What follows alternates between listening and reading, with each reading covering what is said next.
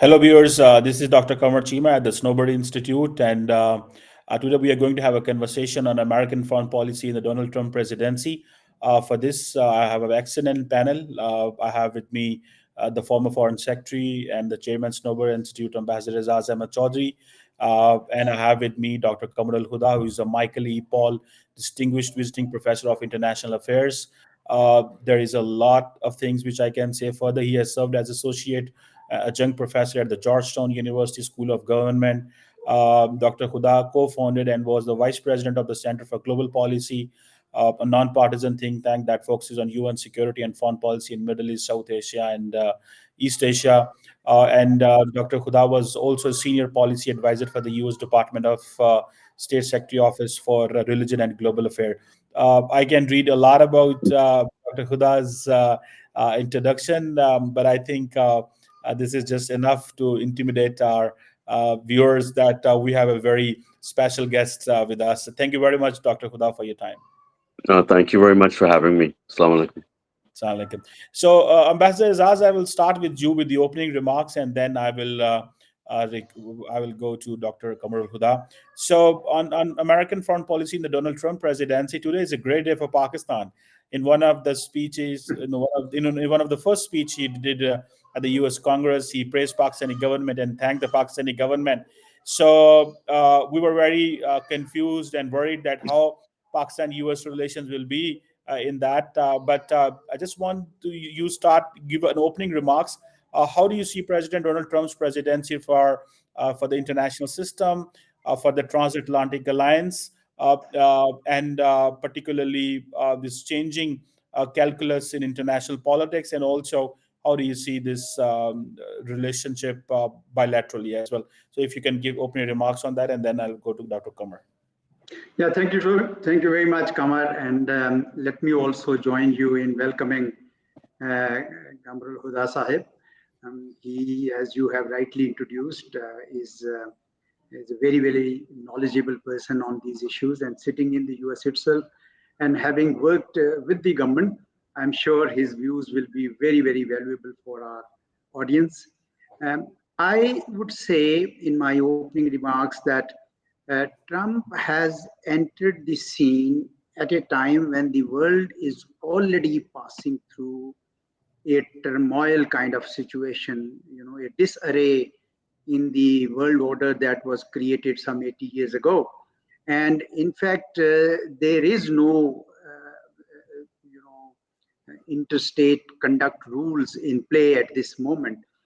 And sort of might is right is the order of the day. And that's what is happening. And it all started perhaps with the US itself when it invaded Iraq in 2003 without any authorization from the United Nations. And then, every other country started following the same approach that America wanted to follow, which is America first. So everybody said, all right, we'll also follow the same. And now here we are, where Donald Trump wants to maximize in his own judgment the interests of the US, and he thinks that he will make America great again. We're not really sure, because with friends and with sort of not so friends, he has acted in a manner which is quite extraordinary, which is quite out of the normal. And we can see that the whole world is now is a bit confused as to where would things land, because he every day comes up with his view, his worldview, which is really not the norm. And so from Canada and Mexico to Russia and China and the middle powers and every other country is watching eagerly as to what would happen next. We know that all the norms that we had seen developed during the past 80 years are now in disarray. There is no free international trade. Protectionist walls are going up. Immigrants are now being viewed as security threats or economic threats, and the world is whole lot different. So Donald Trump comes at a time to, in a way, he signifies that chaos on the global scene. How would it pan out? What kind of new balance of power will emerge? We are yet to see. But we see that Donald Trump likes to play with the big boys. He likes to deal with President Putin, with President Xi, and let's see how many changes he makes further. But one thing is good, that he wants to end wars. He wants to end the war in Ukraine, um, but in a manner that has disappointed Europe, that has disappointed Ukraine. He wants to end the war in Gaza, in Israel, in Middle East, but in a manner that totally uh, eclipses any resistance to Israel. So a very, very prejudiced and biased worldview he's coming up with. Uh, Bilaterally, I think Pakistan is facing a benign neglect from the US, which is good. And the only word that we heard from him was, as you mentioned, a word in the US Congress, word of appreciation for what Pakistan has done. That could also open doors for further cooperation between Pakistan and the US. But we'll keep fingers crossed, because for many in the US, Pakistan is already in China camp, and China is their main rival, so to say. So I think we final word is not yet out. We will see how it takes shape.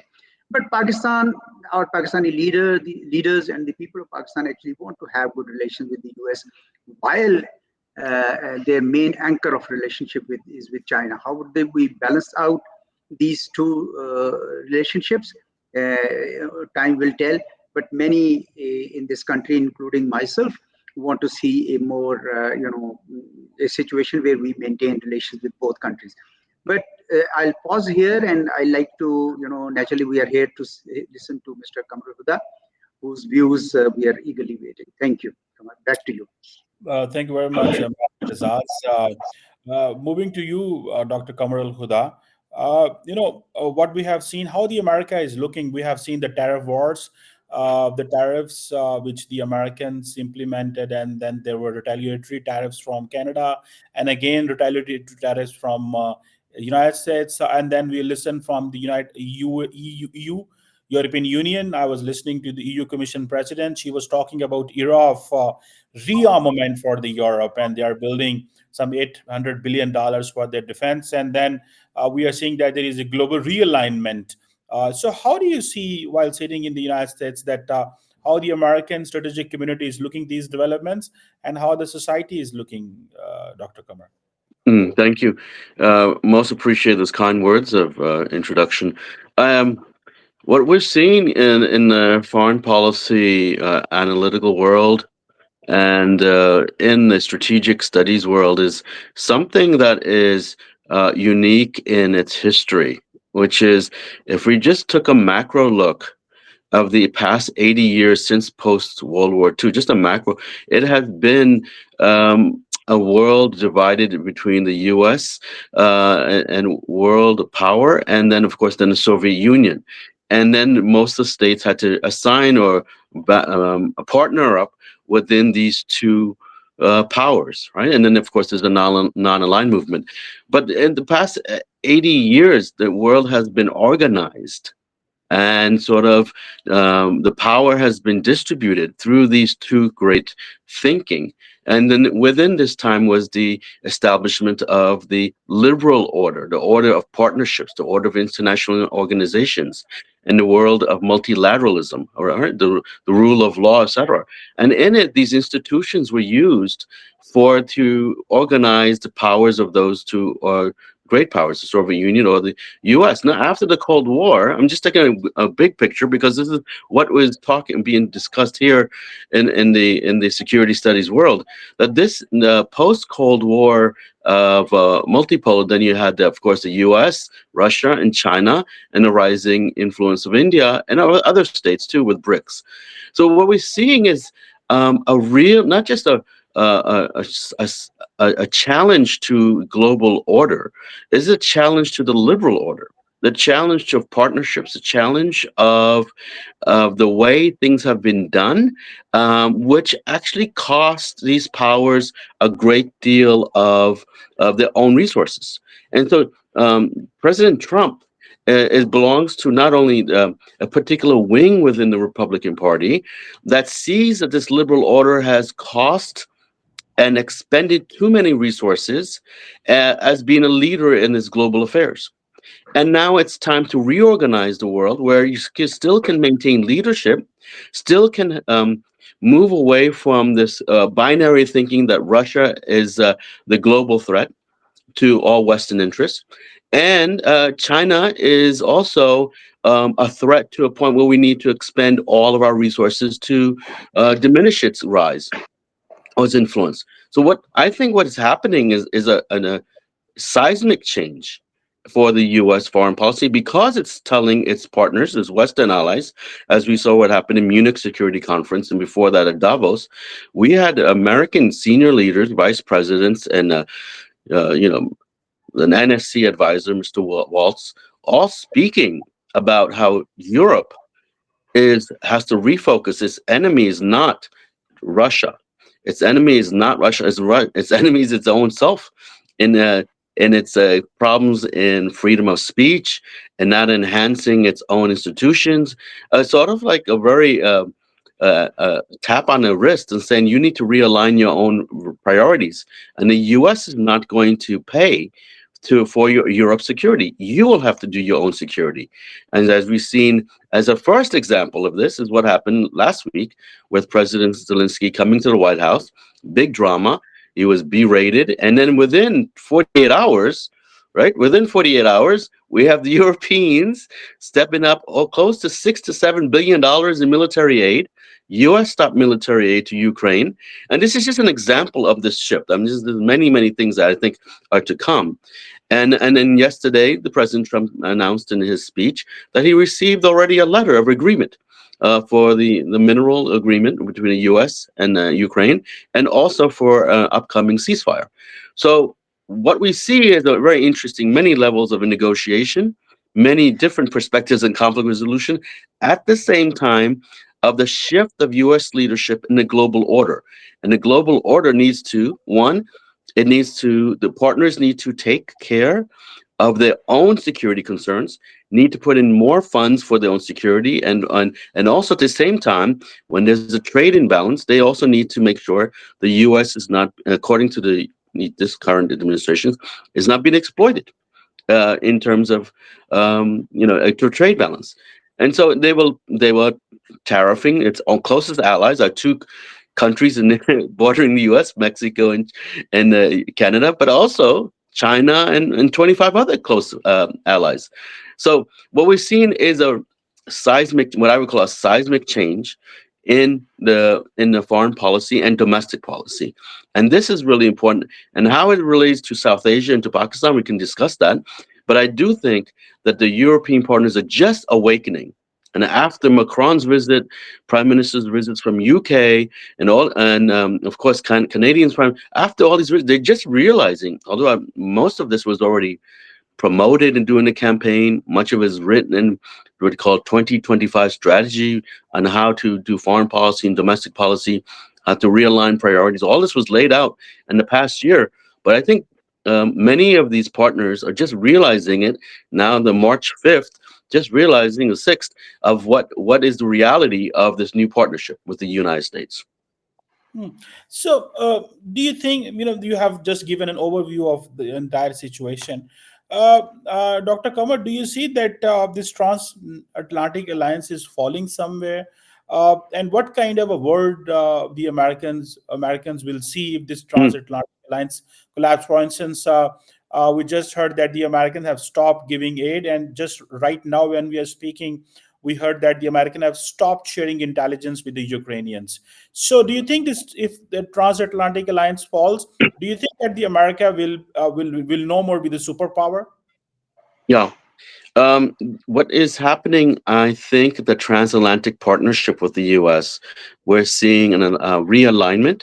of priorities and values, where the U.S. is dictating and determining what these things are. It's not going to be traditional, where the U.S. will constantly pay and constantly pay the many things that it leads, whether it be in NATO, whether it leads in other security partnerships or any other economic concept. So the most important thing I think we haven't said, or it's not very clear in sort of in the global political analysis, is that this Trump administration has said repeatedly that the when the European alignment came together, EU specifically, they saw that as a direct threat to the American economics and American banking industry, and also trade. So they actually see the EU as a threat, and they want to recalculate how to work with the EU, but not waiting for what the EU will do. So this, when you calculate your closest partners, and especially the way they organize themselves as the EU, and as everyone knows by now, that EU was a project coming out of World War II, but it took at least 3 decades to come together, 4 decades or more. But the point of it is that there's been backlashes with Brexit, and other right wing movements within Europe, and so the U.S. is capitalizing on this. The administration is capitalizing on this inner tensions in Europe, as well as the schisms within how EU can respond very slowly and is inefficient with its own bureaucracy. And because of this, and you can see this an example of the Ukraine war, how slow they were dependent on moving on this, and how they've been slow on many, many things. So this administration wants to capitalize on that while maintaining its some partnerships, but not taking the lead in terms of its expenses in this transatlantic relationship. Well, May I Dr. come in here? Yeah, yeah, okay. Yes, sir.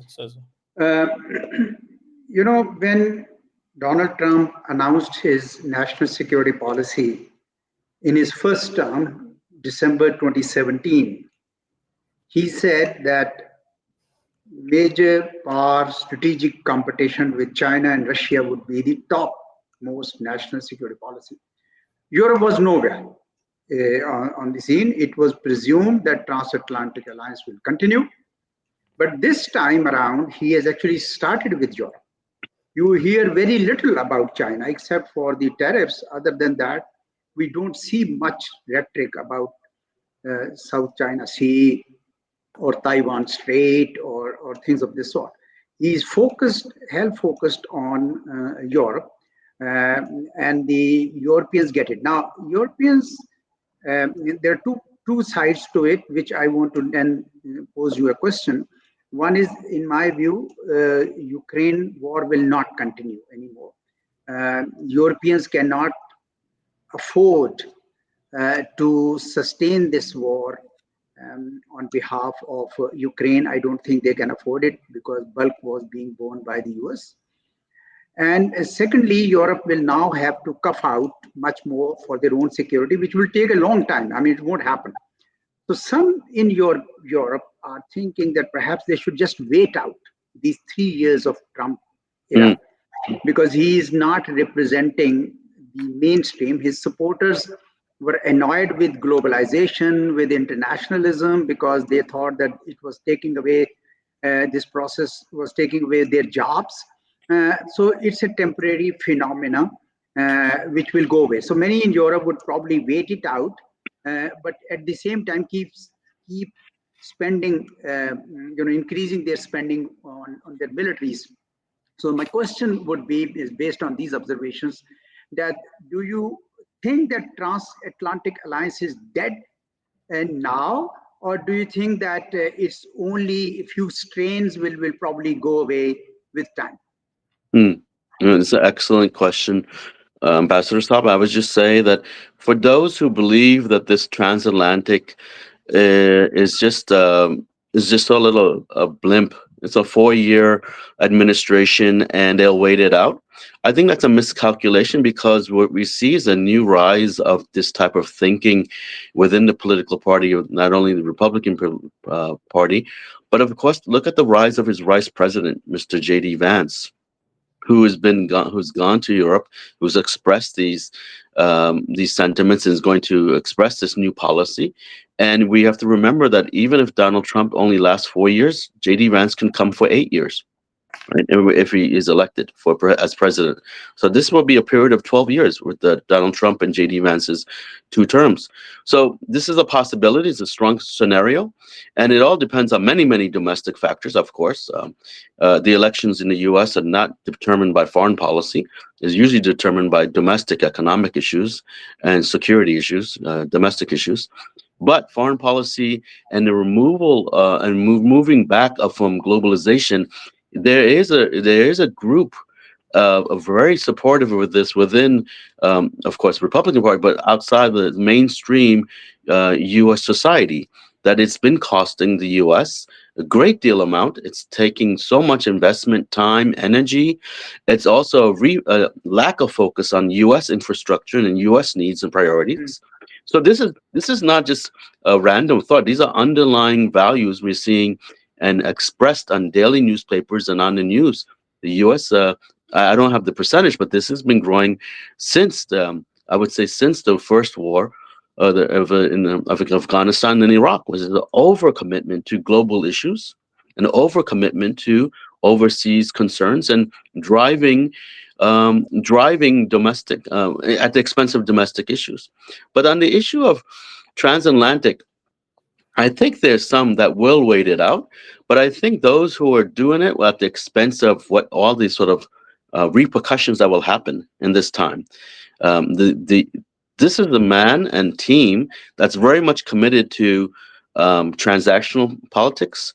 Is also tied to something called integrative bargaining. The pie is, this is the winners and this is the losers, and this bargaining deal, and they do not want to lose in any bargaining, any negotiations.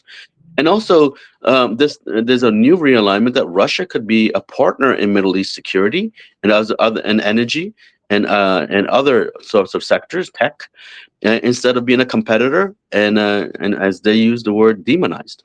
And they're not an enemy. This is the terms that the Republicans are saying. This shift with this new Russian-American alliance is really important to acknowledge, and I think the Europeans should see this pretty fast. Well, Professor Huda, the American strength has been its alliance, and the alliance with particularly with the democratic world. American strength has not been alliance with the autocratic leader like Putin. But how do you see, what if what if the European Union decides to fund the Ukraine war? Because Mm, at the end of the day, they believe that they have Putin, they have Russia on the border, mm, and the immediate threat is to Europe, not to the United States. And they all call this big Atlantic Ocean is a which Zelensky told him, you have a big ocean between you and Europe. So what if the European Union funds the Ukraine war? One thing. Secondly, do you think that America can remain superpower or great power without these alliances? Well, it's a fantastic question, Dr. Chima. The Europeans can fund the war and give support to President Zelensky's to a certain extent, but it's been very clear and concise for almost 15 months. It's a stalemate. So why are you funding a war when there's a stalemate? When there's not enough soldiers, there's too many casualties. The territory exchanges have been basically a stalemate. So what are you funding and advancing the war? And especially if you have one party willing and finally coming to the table to negotiate, which is Mr. Putin. And so you have Mr. Putin coming to the table and negotiate. Zelensky is interested in negotiating. There may be lots of concessions, and maybe the Europeans may or may not have to live and tolerate with it. However, if they continued funding the war, it would be a contradiction to, well, there's a peace deal, there's a peace agreement already existing. So then the table is turned to why are you continuing this war when we can actually end it today? This is the argument that I think the administration would put forth, and so that puts the EU partners in the corner. Why are we putting when we have a deal? So what's going to happen, I think, is they may fund the war until the Europeans can come up with their own peace deal, and they can be strong advocates for Zelensky peace negotiations, which he will hopefully received as much as possible. And I think this is because what now I think is we have uh, President Trump on a very fast track to resolve this, and I guess there will be a lot of concessions, and so the Europeans can at least help Zelensky with at least retaining some national sovereignty, some territorial sovereignty. But I think on the other side, which you just asked, which is um, can it America still be a great global leader if it changes its priorities? I think the trajectory of the American power on in the global scene is still very obvious and clear, concise. It may not be on past issues like on democracy promotion, on human rights. It may be on many other things, which is what is best for America's um, interest, when America's first policy, right? So, what is America's interest? And most of this will be on that. I think this is causing a realignment and re-shifting of many partnerships, and the American leadership will not disappear. It just will be um, emphasized in specific areas. Hmm. So, Dr. Kamar, on this question of tariff wars, we have seen that Mhm, the American people they will feel the pain. This is what mhm. Canadian Prime Minister told. Do you think that there is a panic and uncertainty in the American society because of these tariff wars? Oh, it's been a major discussion in the public square on how tariffs play out to the consumer. And there's one camp that says Americans will definitely pay in the beginning, and there will be lots of cost to the consumer. And there's other schools of thought. Economists will say no, actually, the cost will not be coming to the consumer. It'll be picked up by the market or be picked up by the companies who will then find other ways through tax credits to then use those tax credits. So there's been multiple angles on how these tariffs will play out in American economy. But I think the typical American is going to and has expressed the concerns, the fears that food prices will go up, clothing will go up, gas and so forth, steel costs for steel and everything. Anything with tech will also go up. But this is a concern. But the question is, we don't know the impact. We don't know when this will happen, and that's uncertainty is causing a great deal of sort of stress. And even though President Trump has said there will be some economic problems in the beginning, he said the long-term impact will be better. So there's some reassurances according to his administration. Hmm. So, Professor Kamar, on this question on if you come on Pakistan and India and South Asia, how do you see this American approach towards this region? Do you think that the Americans will keep looking the region from the Indian and Chinese lens? Mm. What do you make of that? You have seen the Prime Minister Modi's visit to India. How do you see his visit to the United States? And particularly America is going to sanction, put tariffs on Indians as well. So how do you see that? Yeah, I think the fact that he's putting tariffs on a number of partners and allies is just across the board. So there's no real favoritism, or it's just these are the markets that we trade in, and based on those trades, we want to make sure there's a trade balance and that it is equitable. So I think, and he made sure Prime Minister Modi understood that. But I think he has a very long relationship with Prime Minister Modi, and I think they have a very close relationship. And as we can see, he was one of the top five international visitors to the White House. So this again reaffirms their commitment to the U.S.-Indian alliance, particularly for the Indo Pacific Strategy (IPS). So this reassures also more military support, more military trade, military as well as other sectors, tech, aviation, et cetera, et cetera. So they're going to continue all this, but with the understanding that there will be tariffs. Um, and also, I don't think, as the ambassador said, the hype of the China as an enemy is going to be used in the rhetoric as much. It's understood whether the competition of in the Indo-Pacific Ocean. It's understood what the Americans are doing to respond to Chinese vessels in the ocean. And it's understood how the alliance between India and U.S. is to maneuver and to contain that. It's all understood. I think for South Asia, the quest for foreign policy is trying to get all the other South Asian countries, right, to be a part of IPS, and I think this is what the Trump administration wants, and it wants a greater collaboration and cooperation, and to stop 20th century tensions and historic um, sort of enmity to be put to rest. And I think this is what the administration is going to do between India and Pakistan, and to revive India-Bangladesh relationships, revive Sri Lanka onto the map. And I think they're trying to, instead of just heavily relying on the massive size of India, but to use all of South Asia, if not Central Asia. Mm. So, Professor, how do you see that after there is a ceasefire in Middle East? Mm, What do you think that what if this war ends in Europe? What would be the main priority of United States government? Either it is going to be the Indo-Pacific, either it is going to be the Latin America, either it is going to be countering China. mm, What do you think the topmost agenda of Donald Trump after he's done, or he will look more inward the way he has outsourced everything to Elon Musk? mm. He has, as we say, many balls in the air. He's juggling everything, and Hmm. he's and this time, in these 4 years, um, there is a sense of such strong confidence that they can do everything domestically, internationally. That this is, and because you're on a timeline, it's not just the 4 years, it's actually 18 months, because they're afraid of the midterm elections can go wrong, and you can lose seats in both the House or the Senate.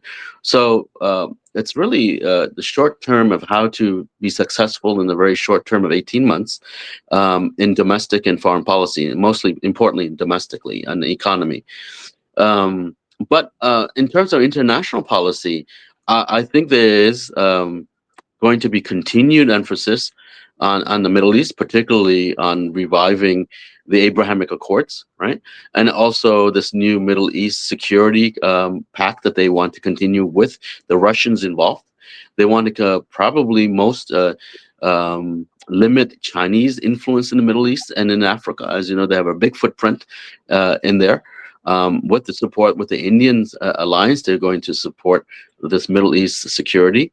But in order to get to the Middle East security with the Russian support, Indian support, they really need, and they've said this very clearly, they need to have this what they call the Hamas and Gaza irritant to be completely gone. And so they're hoping for the neighbors and for international order to make sure that their presence is no longer there. And as you can see, it's such a bold and statement, right?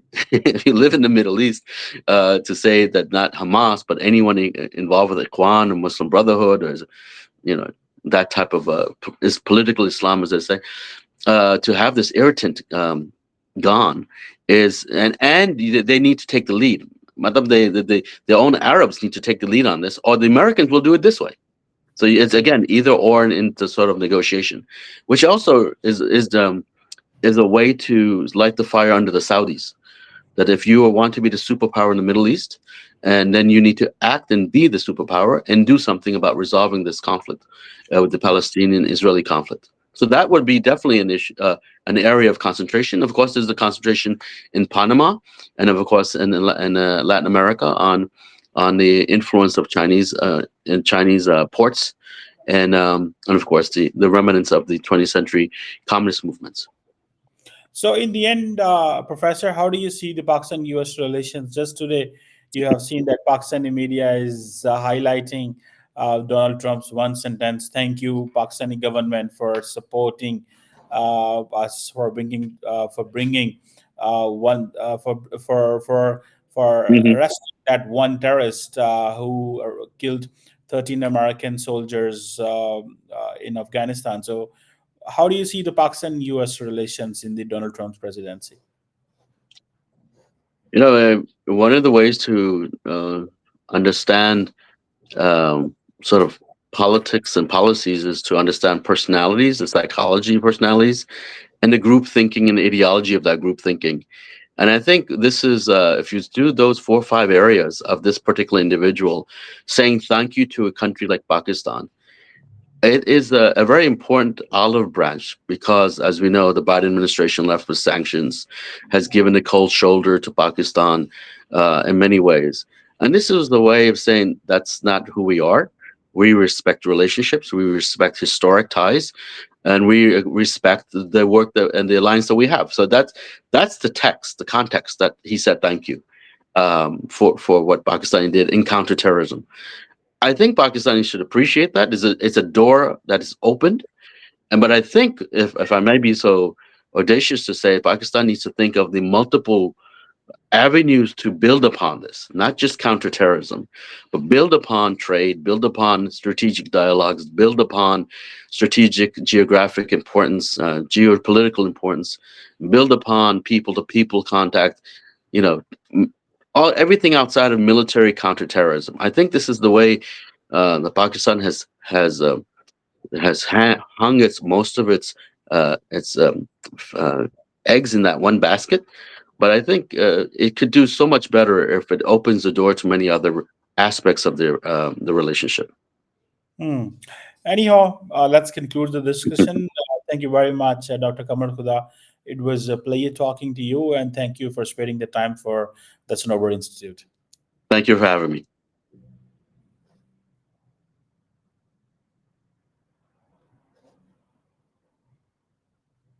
Yes.